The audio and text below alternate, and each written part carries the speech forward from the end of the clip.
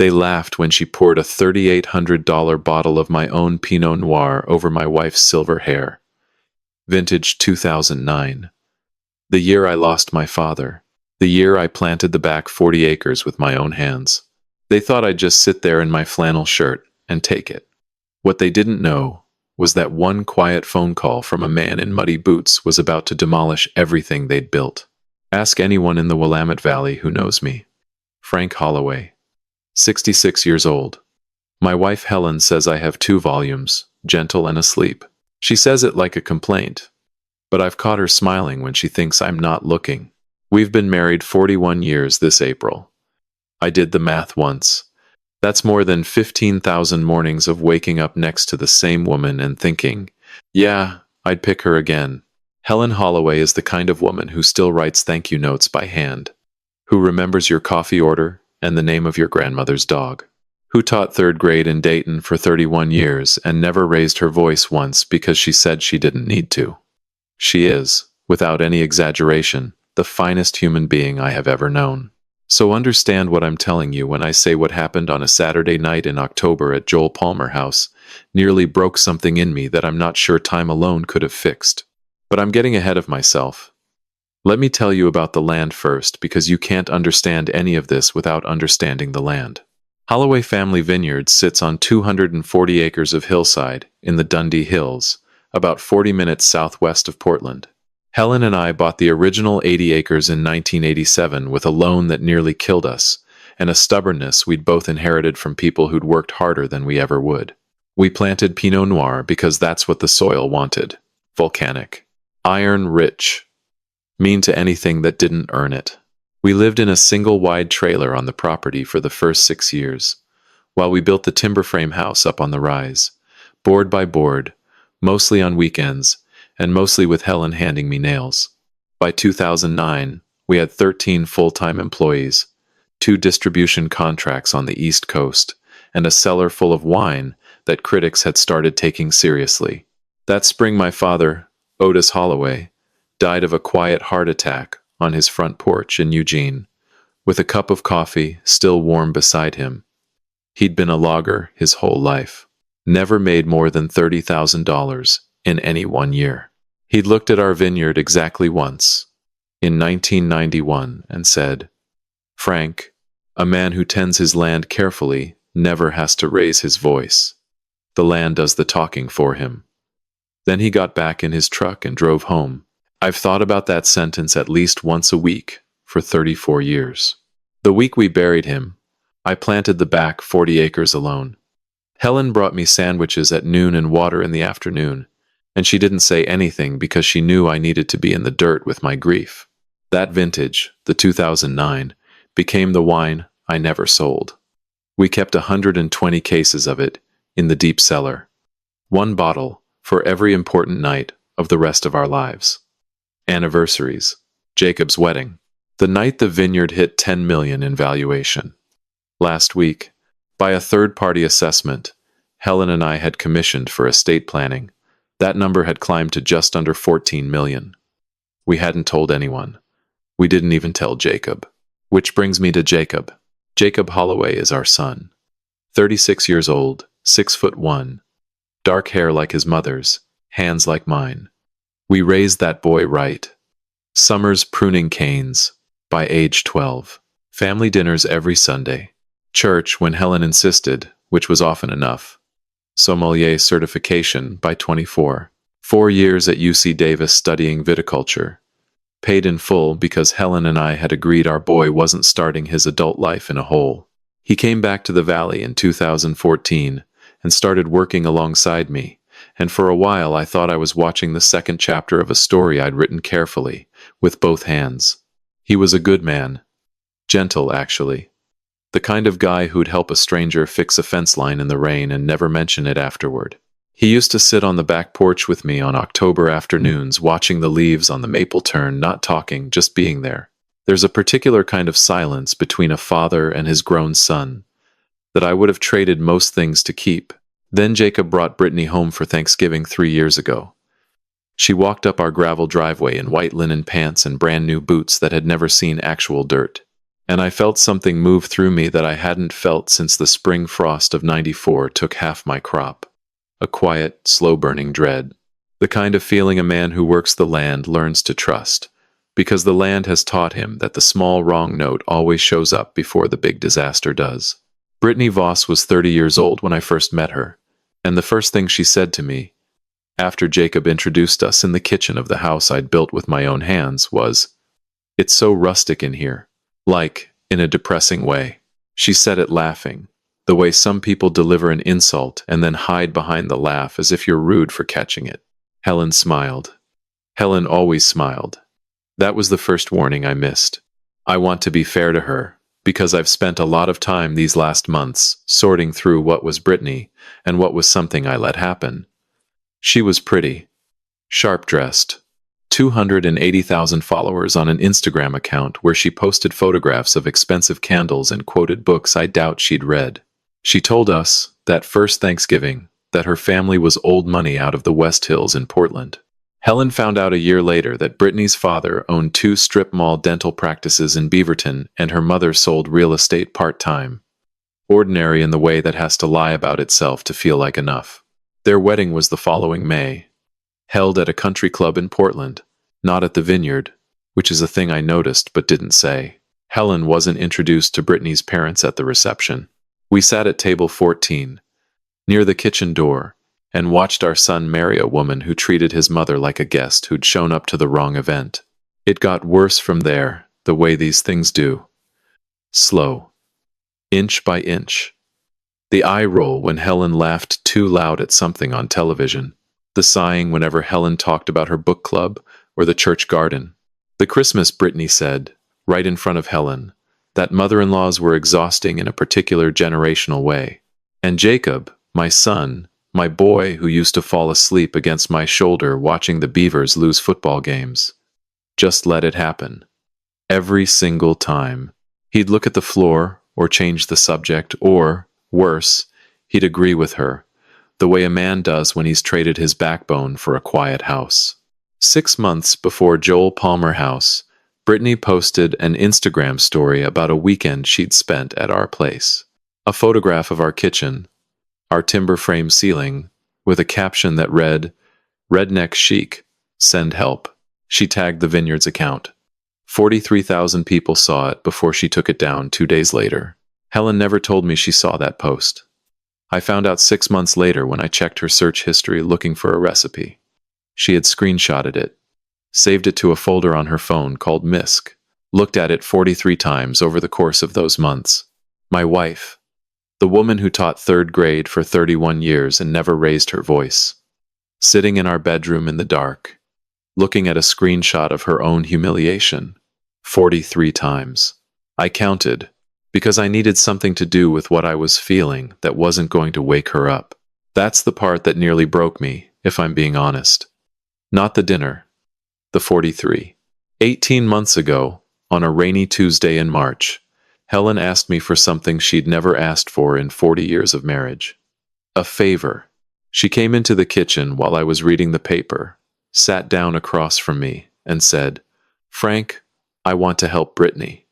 She's been talking about starting a skincare line. She needs money." I looked at my wife across that kitchen table, the same table where we'd signed the papers on the original 80 acres in '87. I knew what she was doing. She was trying to buy the kind of daughter she'd hoped Brittany would be. And I knew, because I'd known Helen for 40 years, that telling her no would hurt her in a way I wasn't willing to inflict. So I said yes. But I said yes the way a man who's spent his life around contracts says yes. I said, "I'll call Eleanor first." Eleanor Pike has been my lawyer since 1982. We met in a property law class at Oregon State, where she was the only woman in a room of 43 men, and where she finished first in our cohort by an embarrassing margin. She's been general counsel for Holloway Family Vineyards for 31 years. 65 years old, 5'2", and has never lost a case she cared about winning. I called her that afternoon, told her what Helen wanted. She didn't say anything for about 10 seconds. Then she said, "Frank, you're going to want me to draft this carefully." I said, "Eleanor, draft it like I'm going to need it." A week later, Brittany came to our house with Jacob. $320,000. No interest. To launch Voss Beauty Co., a skincare brand Brittany had been pitching for 2 years to anyone who'd listen. Eleanor had prepared a 14-page agreement with little arrow stickers wherever the signatures needed to go. Brittany flipped through it the way a person flips through a magazine in a waiting room. She initialed every page. She didn't read paragraph 9. Paragraph 9 had 2 clauses tucked inside it. The first was an acceleration clause. I could call the full balance of the loan due, in writing, at any time, for any reason, payable within 30 days. The second was a collateral clause. 30% of the equity in Voss Beauty Co. was pledged as security against the loan. Brittany signed under both, smiling, while Helen made grilled cheese sandwiches at the stove and acted like none of this was happening at her kitchen table. When the door closed behind them, Eleanor stayed for a glass of wine. She handed me her copy of the agreement and said, "Frank, I hope you never have to use paragraph 9. I said, "So do I." That was the first weapon. I didn't know yet that I'd need it. I didn't know yet that I'd built a second one too, 2 years earlier, when Jacob became a man. I'll get to that. But first, I need to tell you about the dinner at Joel Palmer House. Joel Palmer House sits on a quiet stretch of Ferry Street in Dayton, in a restored white farmhouse that used to belong to a hop farmer in the 1940s. The dining room seats 60. The wine list runs 46 pages. For 19 years, it has been the unofficial heart of every important night in this valley, and for the last 8 of those years, the Saturday before Harvest Crush has been Helen's favorite night of the year. We host a private dinner there every October. 40 people. Distributors from Chicago and New York. 2 restaurant critics. 3 of the other winemakers from the Dundee Hills. White tablecloths. Our finest vintages on every table. Helen had been looking forward to this one for 8 months. She'd bought a sky blue blouse at a boutique in McMinnville back in February specifically for this dinner, hung it in the closet still in its plastic, and shown it to me once with a look on her face like a girl getting ready for a homecoming dance. Jacob called the Tuesday before the dinner, said he wanted to do something nice, said he and Brittany would like to host us at the table that night. Reconnect was the word he used. Helen got that look on her face when I told her, hopeful and cautious at the same time, like someone offering you an umbrella when you've already been standing in the rain for an hour. "Maybe Brittany's turned a corner," she said. I said, "Maybe, but I love my wife," so I put on my good jacket and didn't say what I was actually thinking. We arrived at 7 o'clock that Saturday. The maple trees along Ferry Street were in full color, that particular Oregon shade of red that looks almost wet against the gray sky. Helen was wearing the sky blue blouse and a pearl necklace that had been her mother's. She'd had her hair done that afternoon at a salon in Dundee. I remember thinking, walking up the steps to the front door, that she looked like the woman I'd married in 1984. Jacob and Brittany were already seated when we walked into the dining room. A bottle of our 2009 Pinot Noir, the cellar reserve, the one we never sold, was open on the table between them. I noticed 3 things in the first 6 seconds. 1. Brittany didn't stand up when we approached. 2. Jacob did, but he didn't quite meet my eyes. 3. That bottle of 2009 should not have been on that table. There were 2 cases of it in the cellar at Joel Palmer House for special occasions, but every bottle had to be requested by Helen or me in writing by name. Jacob had a key to that cellar. He'd used it. I let it go.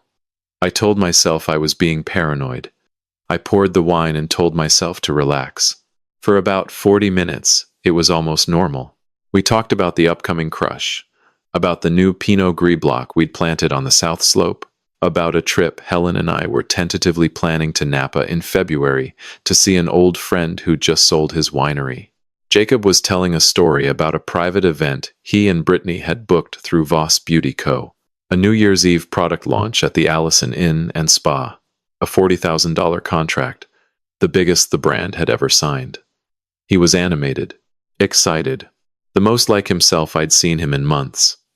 For a minute, I let myself think, all right, Maybe tonight will be all right. Maybe I was wrong about this. I was not wrong. Brittany had been quiet for a long stretch, which I noticed because Brittany was never quiet without a reason. She'd ordered the duck. She wasn't eating it. She was doing something in her lap. I thought it was her phone. I thought she was bored. I was right that it was her phone. The waiter came by to refill water. Helen asked him about the duck preparation, the way she always did, and the waiter, a nice young man named Ethan, who I'd known since he was a busboy, started to explain the cherry reduction. Brittany cut him off mid-sentence. "We're fine, Ethan, thank you." Her voice was flat, the kind of flat that means the conversation is over. Ethan glanced at Helen, glanced at me, and retreated toward the kitchen without finishing what he'd been saying. That was the first crack, Helen noticed. She didn't say anything, but her hand moved into her lap and folded the napkin twice, the way she does when she's trying to manage what she's feeling. Jacob noticed too. He took a long drink of water from a glass he'd been touching all evening, without actually drinking from. His face had that particular tightness a man gets when he knows what's about to happen and has already decided he's not going to stop it. "So, Helen," Brittany said. Her voice had changed. It had a different temperature now, lower and more deliberate. "I've been wanting to talk to you about something for a while." Helen looked up from her napkin. She smiled the way she always smiled. "Of course, sweetheart." I felt the room shift the way a barometer drops before a storm. The tables on either side of us were eating their entrees. The jazz trio in the corner was playing something soft. 40 people in that dining room. Candles on every table. Our wine in every glass, and somewhere underneath all of it, a slow, mechanical sound, like a key turning in a lock that had been waiting. Brittany pulled out her phone, tapped the screen twice, and slid it across the white tablecloth toward Helen. Smooth. Deliberate. The way a card player lays down a hand she's been holding since the deal. I looked at Jacob. Jacob looked at the candle on the table. That's when I knew. He'd known what was on that phone all evening. He'd known exactly what tonight was. And he'd let us walk in anyway. Helen looked down at the phone for a long moment before she touched it. I watched her face. I watched the particular stillness that comes over a woman who has spent 40 years reading bad news before she lets herself react to it. She picked the phone up. She read it. Her hand didn't shake. That's the part I keep thinking about. Her hand didn't shake. I leaned over to look. It was a text message thread. The sender was Walter Green, Helen's younger brother, who lives in Eugene and runs a hardware store on Willamette Street. The message was dated 5 months earlier. Short, direct, exactly the kind of thing Walter would write without losing a minute of sleep over it. "Stop being cruel to my sister. I won't ask twice." 5 months ago, after a Sunday at our house where Brittany had said something cutting to Helen about her weight, Helen had driven home and called Walter from a Bi-Mart parking lot in McMinnville because she needed to tell someone. Walter, being exactly the kind of brother he is, had picked up the phone and handled it directly, a clean line drawn on behalf of his sister. Most people, when a man like Walter Green draws that line, step behind it and stay there. Brittany had spent 5 months deciding what to do with it instead. And what she had decided was this: that tonight, at Joel Palmer House, she was going to make sure no one ever drew a line on her again. "Your own brother had to text me, Helen," Brittany said. Her voice was just loud enough for the next table to hear. "Because you've been talking about me behind my back, trying to destroy my marriage." Helen looked up from the phone. Her face had gone absolutely still. Not angry. Just the quiet devastation of a woman realizing her most private pain had been sitting in someone's back pocket for 5 months, waiting to be used. "Brittany," she said softly, "what I told my brother was private. Nothing is private when you're trying to undermine my marriage. I was hurting. I called my brother because I was hurting. Jacob." Brittany looked at him. Not a request. A signal. And Jacob looked at his mother. His mother who had cried alone in a parking lot and never breathed a word of it to me. Who had a brother who fought for her, and still ended up sitting here. And he said, "She has a point, Mom. You've been making everyone uncomfortable for years." The table next to us had gone quiet. The couple 2 tables over had stopped their own conversation. Ethan, the waiter, stood about 10 feet away with a water pitcher in his hand, read the room, and retreated toward the kitchen. Helen looked at Jacob. Just looked at him. The way a mother looks at her child when she's trying to find the boy she raised somewhere inside the man sitting across from her. "Jacob," she said. Her voice was barely above a whisper. "I never meant to." She didn't finish, because Brittany stood up. She reached across the table and picked up the bottle of 2009 Pinot Noir. The bottle from our cellar. The bottle from the year my father died. The bottle from the year I planted the back 40 acres alone. And I saw it happening and my brain registered it, but my body didn't move fast enough. Nobody would have. You don't expect it. Not in any version of the world you think you're living in. She poured it over my wife's head. Slowly. Deliberately. Not a splash. Not an accident. Slowly. The way you do something you've been planning. The wine ran down Helen's silver hair, down her face, down the sky blue blouse she had hung in plastic for 8 months. The dining room went completely silent.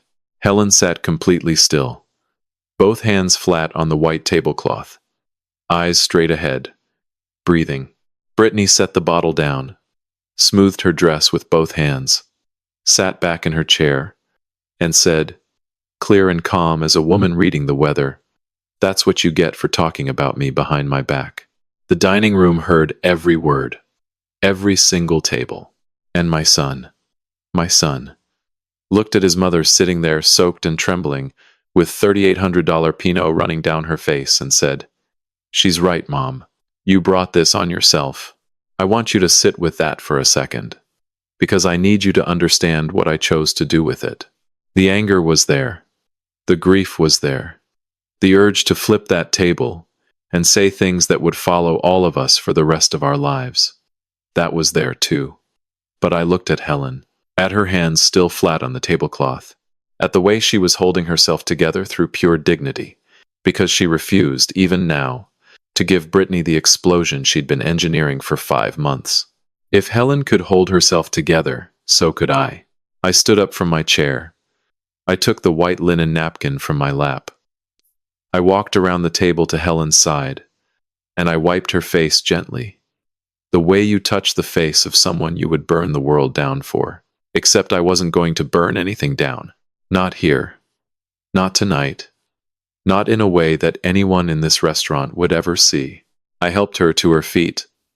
I picked her handbag up from the floor. I buttoned her coat over the ruined blouse so she didn't have to walk through Joel Palmer House with Pinot Noir on her chest. Then I looked at Jacob. Just once. No words. Just a look that said everything I would never say out loud. That something had ended tonight. He looked away first. We walked out together through every silent table, past the hostess stand, through the front door, and out into the cool October night. Behind me, I heard Brittany laugh. She genuinely thought she'd won. She had absolutely no idea what she'd just started. We got in the truck. I reached into my jacket pocket and pulled out my phone. Dialed Eleanor Pike. She picked up on the second ring. I said 4 words. She said one thing back. "All of it, Frank?" I said, "All of it." Helen didn't cry until we hit Highway 99 West, somewhere past the McMinnville exit. Then she cried for 11 miles straight. I held her hand at every red light. I didn't say anything wise. I didn't offer perspective. Sometimes the most honest thing a man can do is hold his wife's hand at a red light and let her feel what she feels. When we got home, I helped her inside and found the oversized Oregon State sweatshirt that Jacob had left here after his junior year and that Helen had quietly started wearing on cold nights. She went to the bathroom to change out of the ruined blouse. I stood at the kitchen counter and listened to the house. The tick of the clock. The hum of the refrigerator. The ordinary sounds of the life we'd built together. She came back out in the sweatshirt, her face washed clean, and stood in the kitchen doorway. "What did you do, Frank, when you made that call?" I said, "Nothing that wasn't already in place." She looked at me for a long moment. 41 years. Helen can read my face, the way most people read a book they've had memorized since they were children. She knew I wasn't bluffing. She sat down at the kitchen table, the same table where Brittany had signed paragraph 9 18 months earlier, with grilled cheese sandwiches in a pan on the stove behind her. "Tell me," she said. And this is where I need to back up, because there were two weapons sitting quietly in a drawer in Eleanor Pike's office, and tonight I had activated both of them. The first weapon, you already know. $320,000. Paragraph 9. Acceleration on demand. 30 days to repay. 30% of Voss Beauty Co. pledged as collateral. The second weapon was older, and it was the one I'd never wanted to use. 2 years ago, when Jacob turned 34, Helen and I had set up a family trust to begin transferring ownership of the vineyard to him. He'd received 35% of the preferred shares, with the rest scheduled to transfer in stages over the next decade. It was the document that said our son was the future of this place. Eleanor had inserted a clawback provision at my insistence, a clause stating that the trustee, which was me, retained sole discretion to revoke any unvested shares if the beneficiary engaged in conduct incompatible with the integrity of the Holloway family name. Jacob had signed it without reading carefully, the same way Brittany had signed paragraph 9. I don't blame him for not reading. I blame myself for needing it. Helen sat with that for a moment. Then she said quietly, "I don't want to destroy him, Frank. He's still my boy." "I know that," I said. "I'm not destroying anyone. I'm just letting what's real become visible." She nodded slowly. She went to bed around 10. I stayed up until almost 2 in the morning on the back porch in the October cold. I thought about the boy who used to sit in this exact spot next to me, watching the maple turn, falling asleep against my arm before sunset. That boy was still in there somewhere. I had to believe that. But belief doesn't cancel accountability. That's something I'd learned a long time ago. By 6 the next morning, my phone rang. Helen's brother, Walter, is not a man known for his patience. "Frank, you tell me right now what you're going to do. I'm this close to driving to that condo myself." "Walter." She poured a bottle of 2009 over Helen's head in front of 40 people. And Jacob sat there like a piece of furniture. A long pause. "Okay. Make sure my sister's all right." I hung up. Then I sent Eleanor one text. Monday morning, Eleanor filed both notices. Brittany and Jacob were formally notified that the loan balance of $320,000 was being called in full, payable within 30 days. And Jacob was notified that the trustee was exercising the clawback on his unvested preferred shares. Eleanor called at 11. Brittany had called her office at 10:47, aggressively confident this wasn't going to hold up. Eleanor had let her speak for 41 seconds, then said very calmly, "Mrs. Voss Holloway, I'd encourage you to retain counsel," and hung up. By noon, Brittany had retained a lawyer out of Salem named Doug Reiser. I asked Eleanor about him. She paused exactly 1 second and said, "Doug Reiser." "Okay," which in Eleanor Pike language means this will not be complicated. Jacob called me Tuesday afternoon. I could hear Brittany in the background, coaching him. He said, "Dad, you can't do this. I'm your son." I said, "I know. That's why this hurts. So what do you actually want here, Dad? An apology?" I thought about that. "I don't want anything from you right now, son.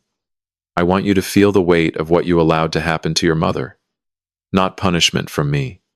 I want you to feel it from life, from consequence. You've been protected from consequences your whole life, and I thought that was love. I'm starting to think I was wrong about that." Then I hung up. Now this is where things took a turn I hadn't engineered. Thursday afternoon, Eleanor called me back. "Frank, there's something else you need to know." I sat down on the back steps.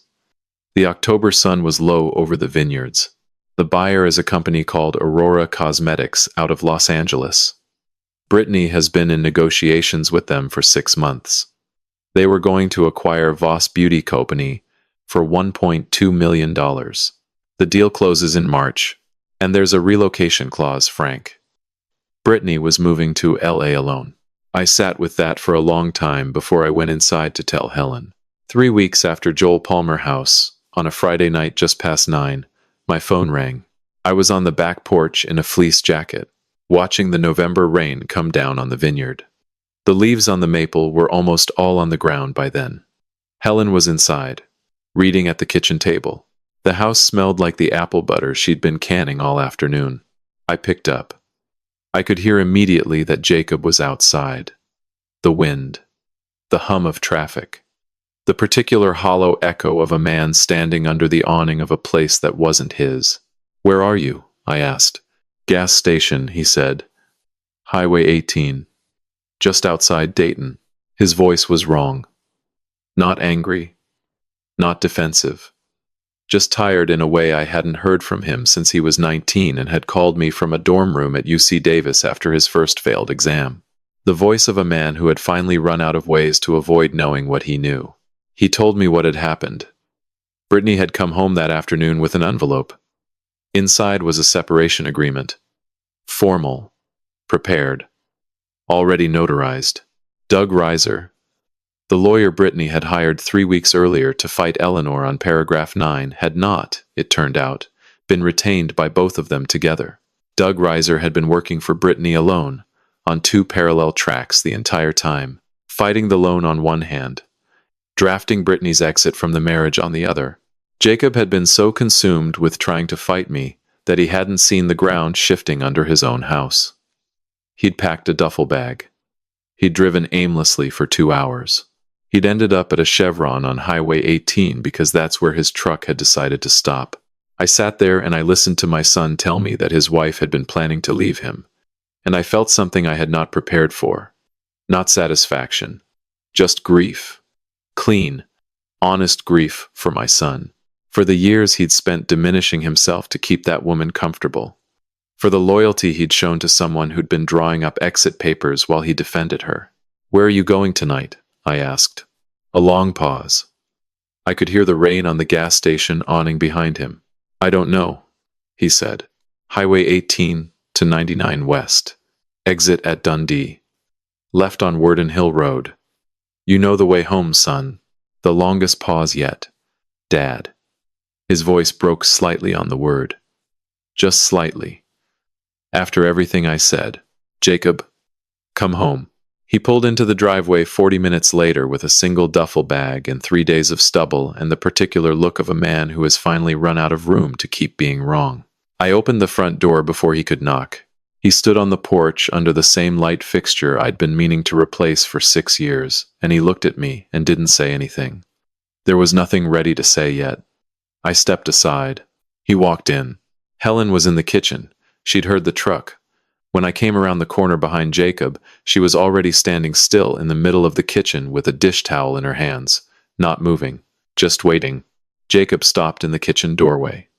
The two of them looked at each other across the table where he had signed his trust 2 years ago, across the counter where she had made him grilled cheese sandwiches when he was 7 and 10 and 15, across 36 years of ordinary Tuesdays that make up what it means to be someone's child.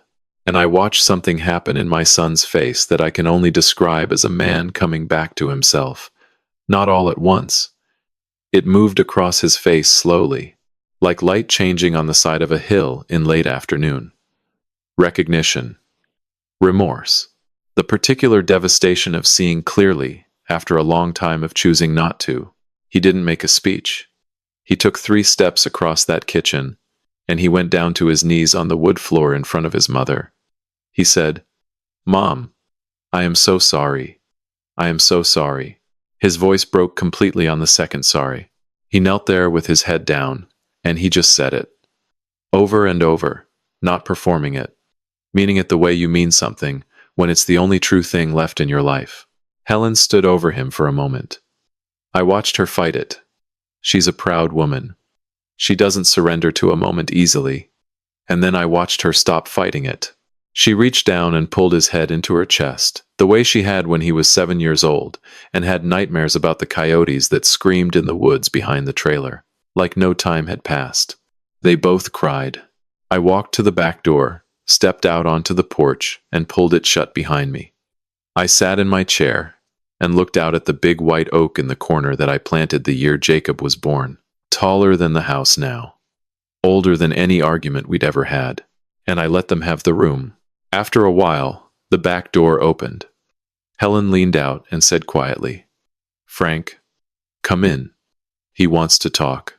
I made coffee, the same mugs Helen and I had been using since 1989. The Oregon State Beavers mugs that she'd bought at a yard sale in Corvallis and refused to throw out every time I'd suggested it. We sat at the kitchen table, and my son told me how he'd lost himself one small surrender at a time. He talked for a long time. About Brittany. About how it had warped slowly. The way it always works. Not all at once, but incrementally. One small compromise after another. Each one seeming reasonable in the moment. Until one day you're a man sitting at a table at Joel Palmer House. Telling your mother she deserved what she got. And you don't even flinch. "I don't know when I became that person," he said. I let that sit.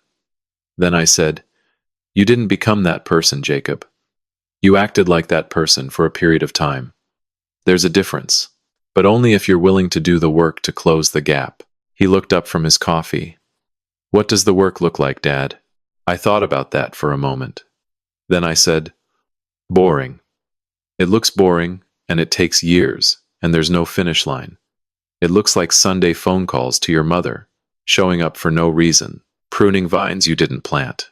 Being consistent when nobody's watching and nobody's keeping score. That's what the work looks like." He nodded. He understood. Helen reached across the table and put her hand over his. She didn't say anything. She didn't need to. Brittany Voss Holloway moved to Los Angeles in March, just as she had planned. Only she moved with about $200,000 instead of $1.2 million. And she moved alone in the way she'd always intended to. The only difference was that she hadn't planned on losing first. Aurora Cosmetics walked away from the acquisition in early December, once they understood that 30% of Voss Beauty Co. was held by a family LLC out of Oregon they couldn't get past. The brand went into a quiet short sale in February. There wasn't much left over.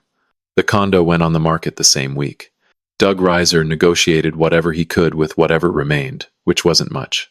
Last I heard, Brittany is renting a one-bedroom in Glendale and posting less often than she used to. I want to be honest about something here. Because this story isn't about destroying Brittany Voss, and I don't want to pretend otherwise. Brittany is a person who decided, somewhere along the way, that cruelty was power.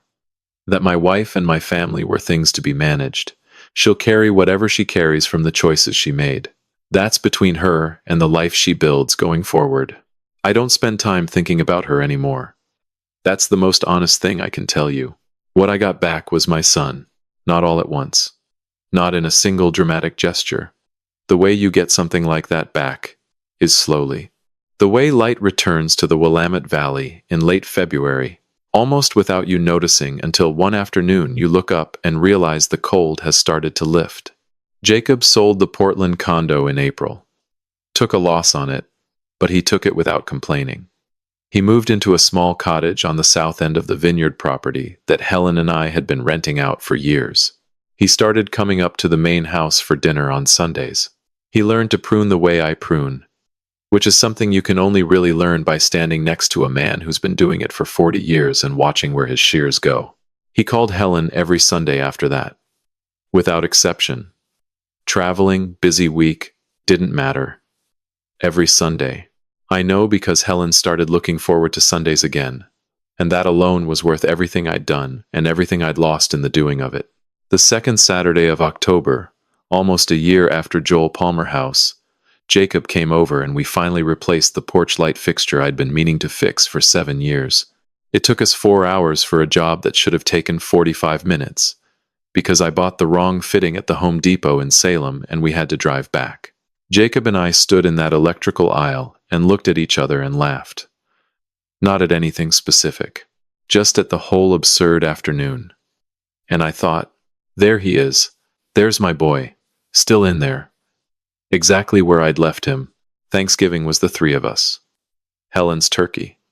The roasted carrots, the ambitious ones, made by a woman who has always known exactly how to cook and never needed anyone's opinion on the matter. Jacob brought a pie from Red Hills Bakery in Dundee and set it on the counter and said, "I tried to bake one and it looked like a crime scene, so I outsourced it." Helen laughed a real laugh. The one that goes all the way to her eyes and fills up a room. The one I hadn't heard since before the night. A bottle of 2009 ran down her silver hair in front of 40 people. And I stood in the kitchen doorway and watched my family and felt something settle in my chest that had been loose and rattling around for a long time. Here's the thing I want to leave you with, because I've thought about it a great deal over these last months, and I think it matters. I spent 40 years tending grapes. You learn things about patience when you work the land that long.